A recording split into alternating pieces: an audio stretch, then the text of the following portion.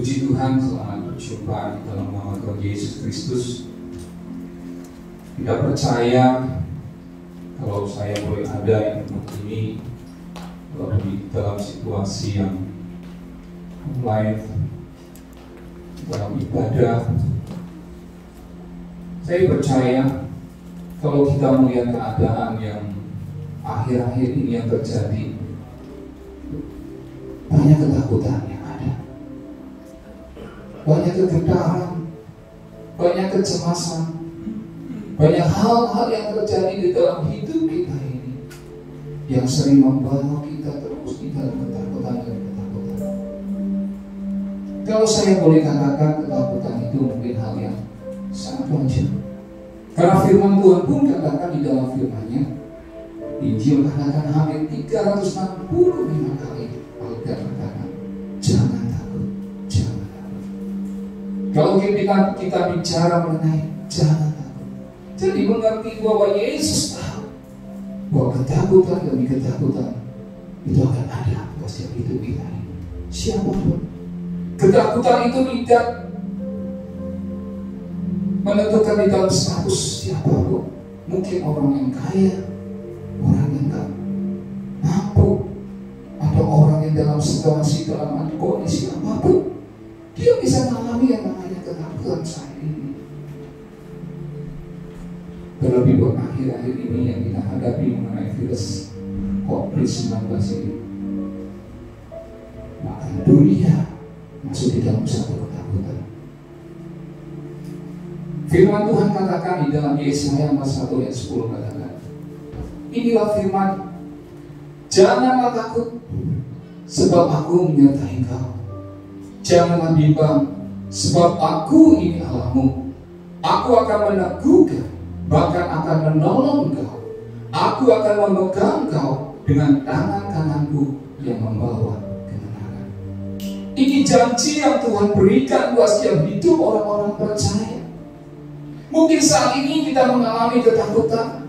Mungkin di mana engkau berada saat ini, engkau ada di dalam rumah, engkau ada di mana saat ini mendengar firman ini.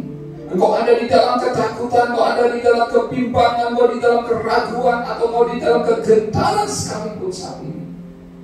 Saya mau katakan, ada janji yang Tuhan berikan buat setiap hidup kita ini. Tuhan katakan, janganlah takut, sebab aku menyertai kau. Ada penyertaan Tuhan di dalam setiap ketakutan.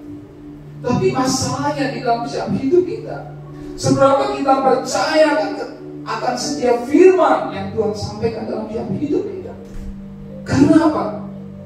Ayub katakan di dalam Ayub 3 ayat 25 katakan, karena yang kutakutkan itulah yang menimpa aku, dan yang kucemaskan itulah yang mendatangi aku. Jadi ketika seseorang ada di dalam ketakutan, ketika seseorang ada di dalam kecemasan, maka kecemasan, ketakutan itu yang akan mendatangi setiap hidup mereka. Tetapi sekali lagi, firman Tuhan katakan bahwa roh ketakutan itu bukan dari Tuhan, itu dari si jahat. Di dalam 2 Timotius 1 ayat 17 katakan, sebab Allah memberikan kepada kita bukan roh ketakutan, melainkan roh yang membangkitkan kekuatan, kasih, dan kesabaran. Inilah roh yang Tuhan berikan bagi hidup kita ini. Kalau kita ada di dalam ketakutan, kita dalam kegentaran, kita dalam kecemasan, saya percaya itu bukan dari Tuhan. Iblis coba menghempaskan, iblis mencoba mengarui kita dengan semua ketakutan demi ketakutan hari zaman ini. Kalau kita melihat orang-orang yang mati mengenai COVID-19, mungkin virus itu cukup membahayakan, tapi lebih daripada itu, mereka mati di dalam ketakutan mereka.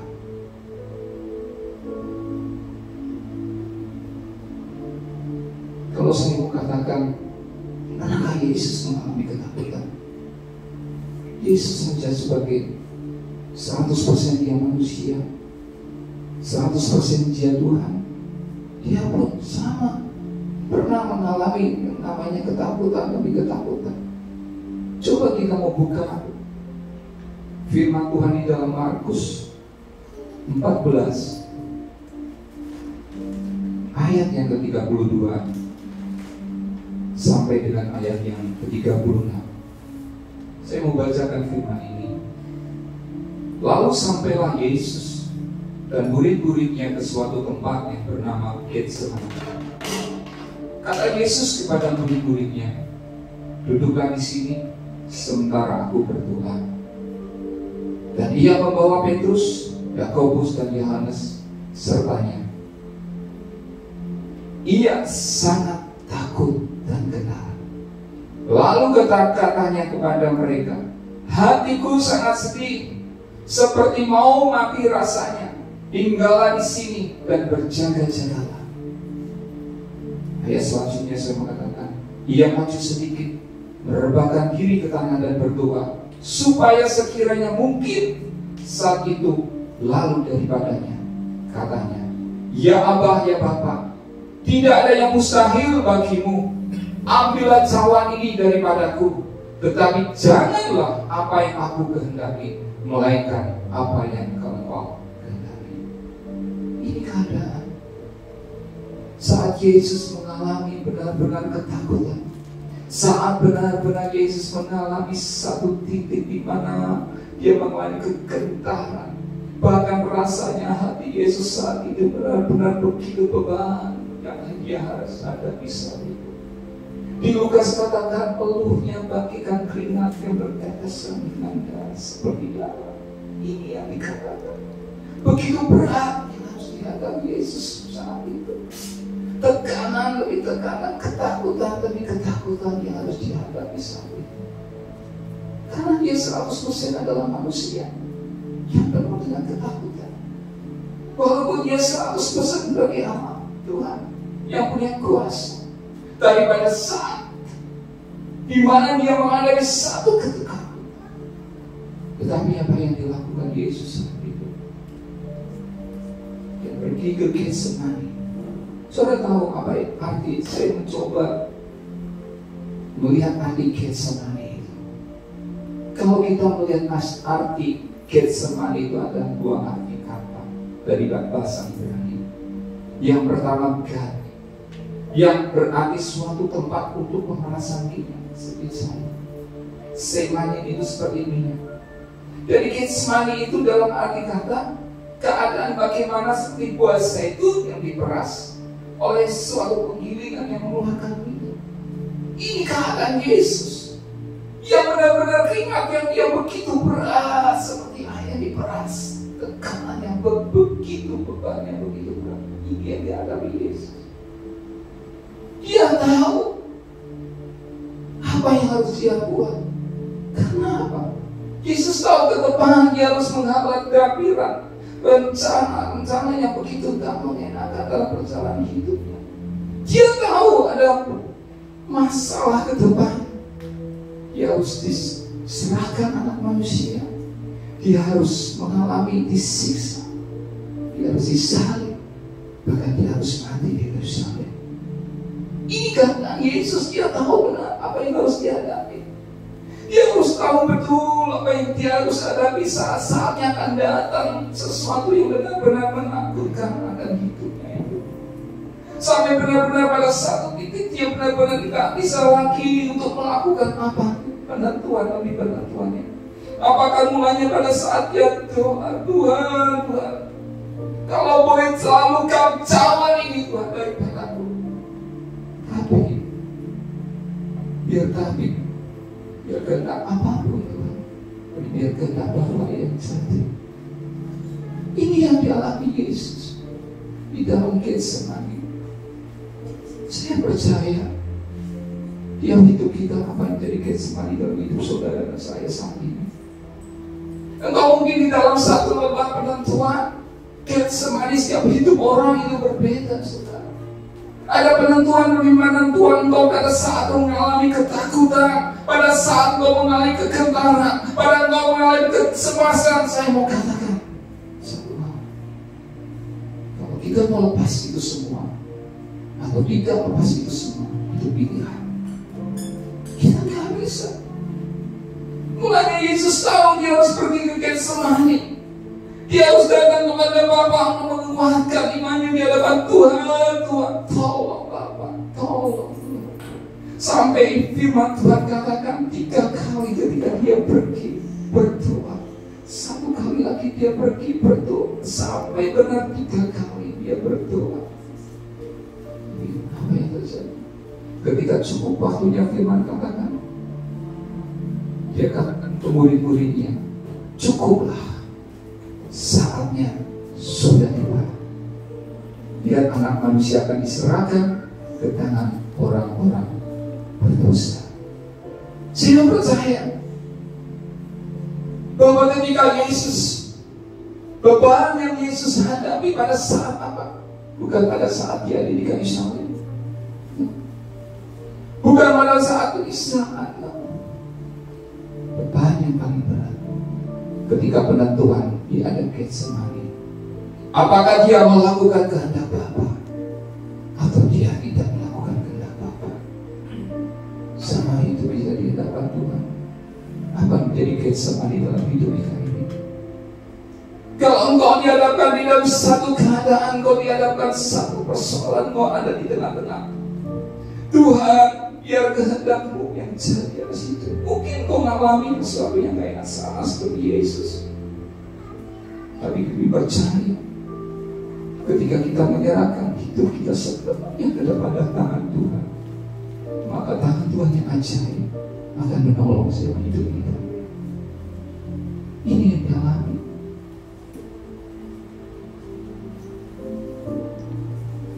Kalau kita melihat setelah Yesus disalibkan,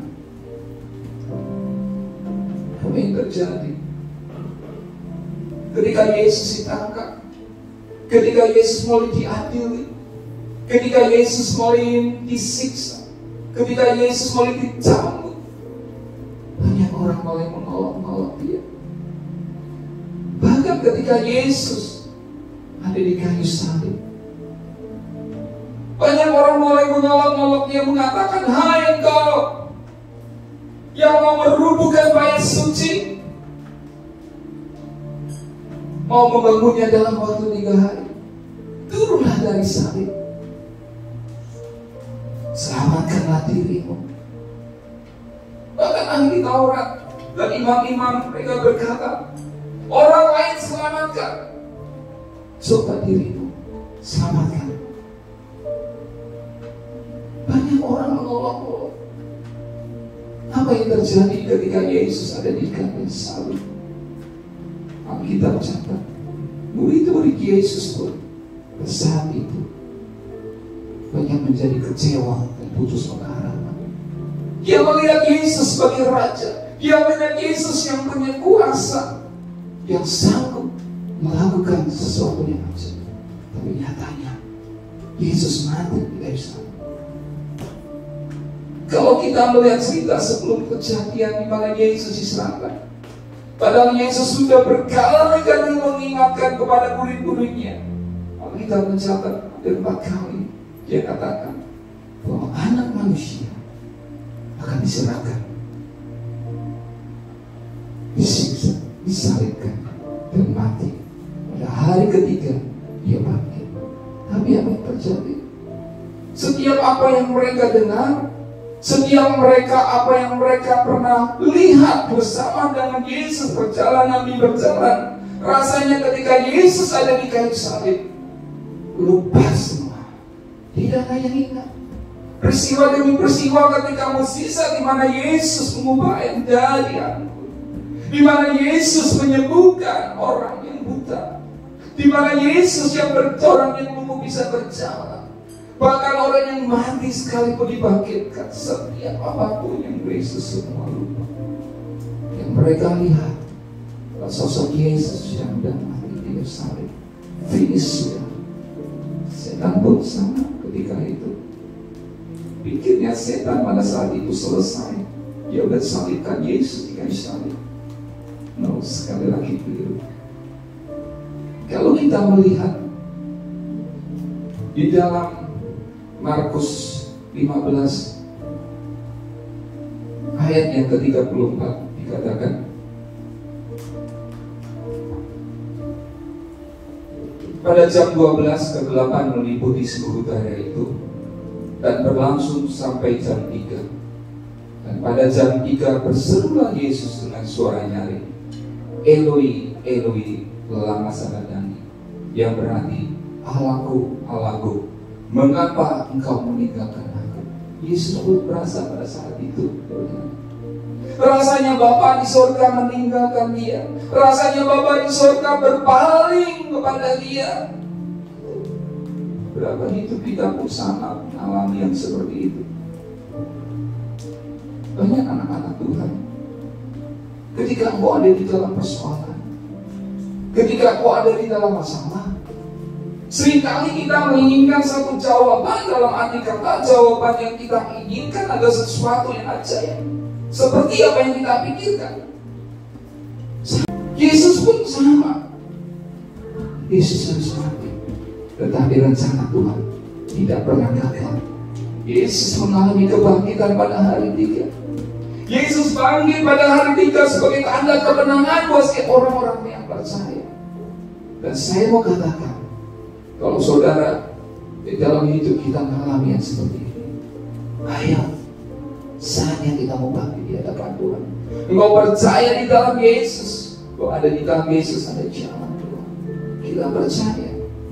Jangan pernah engkau ketika engkau ada di dalam persoalan, ketika engkau ada di dalam masalah, engkau minta jawaban dari setiap masalah yang ada. Mungkin rasanya, Tuhan, aku udah bergumul demi nama-Mu, aku udah berdoa demi nama-Mu, aku udah berpuasa sekalipun demi nama-Mu Tuhan, untuk melakukan setiap bagian firman. Tapi toh masalah itu tetap ada bagi hidup kita, dan jawaban itu bukan menjadi jawaban pada setiap masalah kita, tapi justru masalah itu menjadi, Tuhan izinkan masalah itu menjadi berat dalam hidup kita. Dan saya mau katakan bahwa rencana Tuhan tetap rencana yang baik bagi hidup kita ini. Kita percaya. Di dalam Yeremia 29 ayat 11 katakan, sebab aku ini mengetahui rancangan-rancangan apa yang ada padaku mengenai kamu, demikian firman Tuhan, yaitu rancangan damai sejahtera, bukanlah rancangan kecelakaan, untuk memberikan kepadamu apa? Hari depan yang penuh harapan. Saya percaya ketika kita ada di dalam persoalan dan seakan-akan tidak ada jawaban, saya mau katakan bahwa rancangan Tuhan adalah rancangan sesuatu yang baik buat hidup saudara dan saya. Pada saat ini saya ingat satu buah kisah cerita, mungkin satu kisah, satu film yang mungkin film ini tidak asing, dan film ini menjadi inspirasi buat kita ini. Mungkin saudara pernah melihat film God of Gambler 3, Back to Shanghai.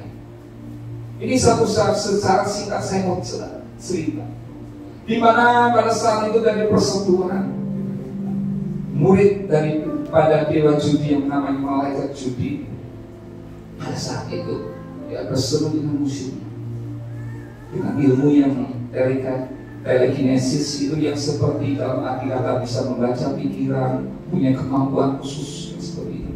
Tiba-tiba pada perseteruan ini, tiba-tiba orang ini terlempar kepada masa yang lampau, tahun 1937.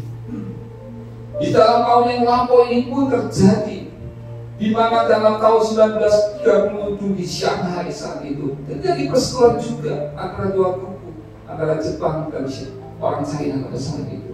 Mereka masing-masing memihak satu dengan yang lain. Yang satu malaikat judi yang saya katakan, dia berpihak kepada orang China pada saat itu, dan satunya musuhnya Taikun yang saya katakan itu berpihak kepada orang Jepang. Terjadi perseteruan. Bahkan mereka di arena judi pun mereka bertarung. Tapi yang terjadi, malaikat judi menang. Orang Jepang tidak terima dengan keadaan itu. Mungkin dia adalah satu pertandingan ulang. Pada saat pertandingan ulang yang terjadi, tiba-tiba didatangkan satu pertandingan ulang di dalam arena judi itu. Bukan musuhnya yang bertanding, Taikun itu yang dari musuh bebuyutan, enggak. Tiba-tiba ketika dia duduk, dia disingkirkan. Tetapi apa yang dilihatnya? Malaikat judi ini yang dimainkan oleh Stephen Chow ini tiba-tiba kaget. Dia lihat ada seorang penjudi dari Perancis sebagai dewa judi nomor 1 di Perancis yang begitu hebat. Dia begitu lihat, dia ingat setiap buku kisah ceritanya. Terjadilah pertarungan di situ, saudara.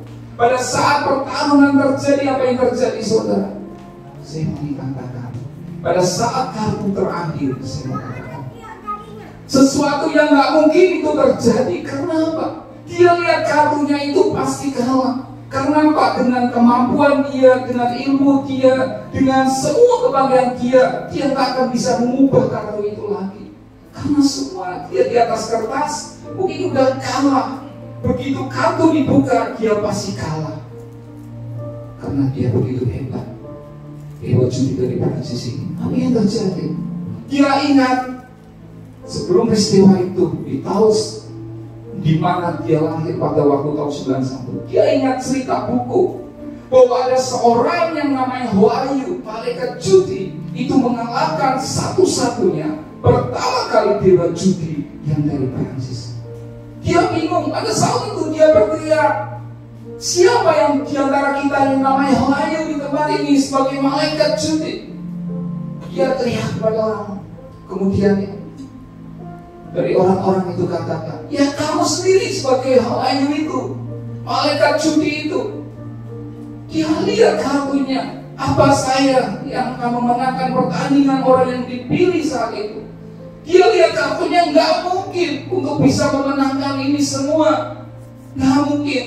Tetapi menurut sejarah yang mencatat bahwa malaikat judi itu akan memenangkan pertandingan dan penjudi yang dari Perancis itu kalah.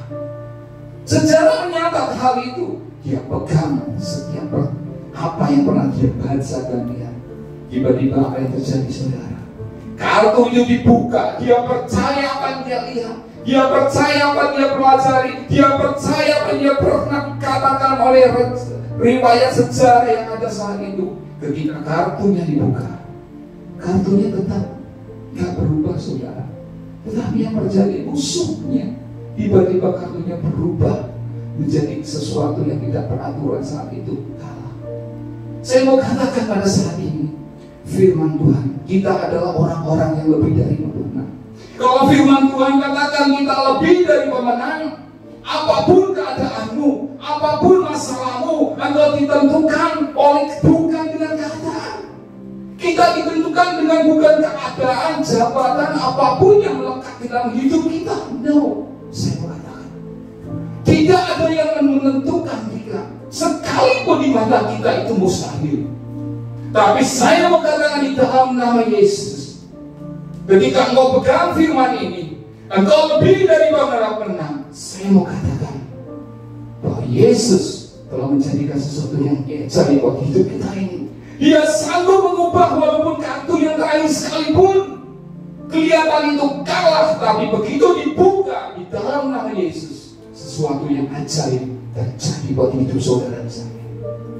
Ini yang perlu kita pegang dalam hidup kita ini. Saya percaya bahwa firman ini akan membuat kebangkitan Yesus. Iman itu bukan apa yang kita lihat. Iman bukan apa yang kita pelajari. Iman itu bukan apa pengalaman kita, loh. Nah, iman bagaimana kita mengenal pribadi Yesus. Iman perjalanan Yesus bersama Yesus di dalam hidup saudara, itu iman. Engkau mengalami perjalanan begitu, engkau mendengar firman, itu iman. Bertumbuh di dalam firman lewat kuasa Roh Kudusnya. Alami perjalanan dengan Yesus. Alami setiap perjalanan demi perjalanan di dalam Yesus. Seberapa kita mengenal di dalam nama ini. Saya bersyukur buat malam hari ini. Seberapa kita dengarkan firman ini, biarlah di antara kebangkitan ini, iman kita benar bangkit. Kita tidak menjadi seperti orang lain. Mungkin di luar sana banyak orang ketakutan, tetapi kita menjadi orang-orang yang menjadi pemenang. Kita menjadi orang-orang yang lebih dari menang, karena Yesus sudah menentukan hidup saudara dan saya. Kita menjadi orang yang lebih dari orang. Puji Tuhan, biarlah firman ini pada malam hari ini akan menjadi kekuatan buat kita semua di tengah-tengah goncangan badai apapun. Kita akan menopang orang-orang yang di luar sana, yang di dalam ketakutan, membawa di dalam sukacita di dalam Tuhan. Mari saya ajak semua untuk kita merenungkan kembali firman Tuhan. Dimanapun kau berada, siapkan hati kita di hadapan Tuhan. Ayo, saatnya kita mau datang pada Tuhan, kita mau berdoa. Ambil masalahmu di dalam hidup kita. Tuhan Yesus, kami mau datang kepadamu saat ini Tuhan. Kami mau berdoa buat setiap jiwa-jiwa yang mendengar saat siaran ini Tuhan. Mungkin saat ini mereka di dalam ketakutan. Mungkin saat ini mereka di dalam kegetaran, kecemasan yang mereka hadapi saat ini Yesus. Tapi malam hari ini Yesus, firman-Mu katakan, jangan takut, sebab aku menyertai kamu. Jangan bimbang, sebab aku Allahmu. Aku akan meneguhkan kau, bahkan menolong kau. Aku akan memegang kau dengan tangan kananku yang membawa kemenangan. Aku memegang siap janji firman-Mu bahwa di dalam Yesus tidak ada ketakutan. Di dalam Yesus ada jalan keluar. Di dalam Yesus ada kemenangan Tuhan. Dan kami mau bawa setiap jiwa-jiwa yang ada di hadapan-Mu Tuhan. Mari Engkau sendiri yang akan memberi kekuatan buat setiap hidup mereka Tuhan. Engkau yang memberi kelegaan buat setiap hidup mereka. Karena firman-Mu katakan, marilah kepadaku semua yang letih dan sudah berbeban berat, aku akan memberi kelegaan kepadamu. Mari bukakan hatimu sekali lagi di hadapan Tuhan. Buang semua ketakutan, buang kegetaran dalam hidupmu. Mulai engkau percayai firman, mulai engkau datang kepada Yesus, engkau kasih Tuhan Allahmu dengan segenap hatimu, dengan segenap jiwamu, dan dengan segenap akal budimu. Itu akan memberi kekuatan buat siap hidup kita ini. Terima kasih Tuhan Yesus buat firman-Mu. Kami percaya Yesus, dengan pemberitaan firman inilah Tuhan akan menjadi sesuatu yang ajaib buat setiap hidup mereka. Hidup mereka akan diubahkan hari demi hari. Mereka berjalan bersama dengan Kau lewat kuasa Roh Kudus. Terima kasih Tuhan Yesus. Di dalam nama Tuhan Yesus Kristus, yang percaya katakan